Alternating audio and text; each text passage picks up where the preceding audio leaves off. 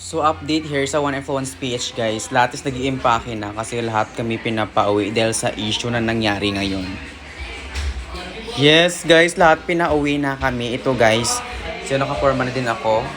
At ito na din yung gamit ko. Yes, yung iba. At ito na yung iba na rin is papauwi na rin sila kasi pinapauwi na sila. Ayan. Bye-bye. See you next live. See you next live. See you next live. See you next live. See you next live.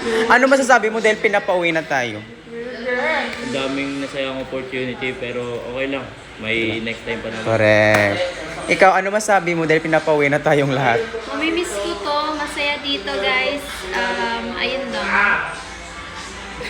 Ito ang impake ni Aiki guys. Factory na sila. Ayan.